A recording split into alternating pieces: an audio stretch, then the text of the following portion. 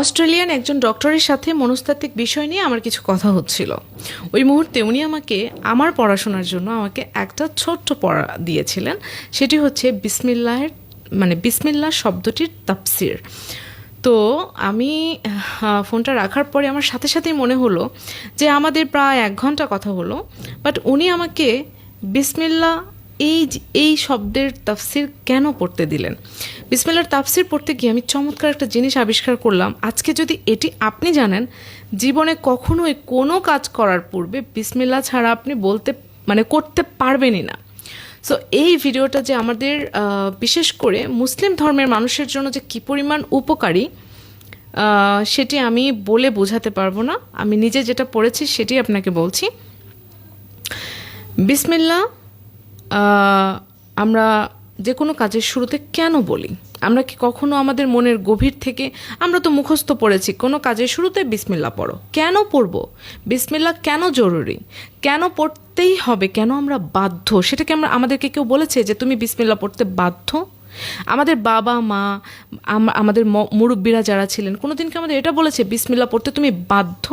এবং এই যে তুমি বাধ্য, কেন বাধ্য, সেটা কি কখনো বিশ্লেষণ করেছেন? আজকে ছোট্ট এই ভিডিওর মাধ্যমে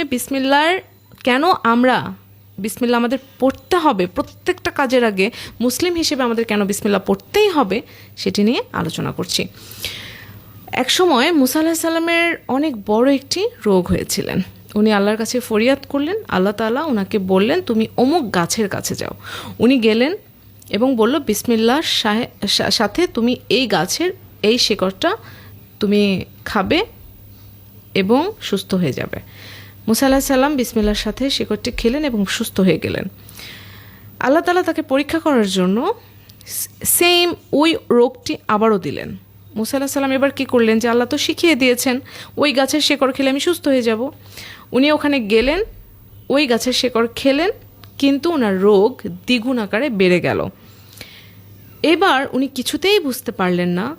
তখন উনি আবার, আমাদের মুসা আলাইহিস সালাম কিন্তু সরাসরি আল্লাহর সাথে কথা বলতে পারতেন, তো তাই জন্য উনি গিয়ে আবার সরাসরি আল্লাহকে প্রশ্ন করলেন যে আল্লাহ, আমি তো আপনার শেখানো গাছের শিকড়ই খেলাম, তাহলে কেন আমার অসুখটা আরও দ্বিগুণ হয়ে গেল? এখন আমি তো মৃত্যুশয্যায়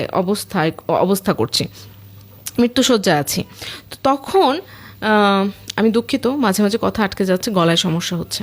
তো তখন আল্লাহ তাআলা বললেন, প্রথম যখন তুমি গাছের শিকড়টি খেয়েছিলে তখন কিন্তু তুমি বিসমিল্লাহ বলেছিলে, কিন্তু তুমি পরবর্তীতে যখন খাওনি, তখন বিসমিল্লাহ বলে খাও নাই, তখন সেই খাবারটি হয়ে গেছে বিষ।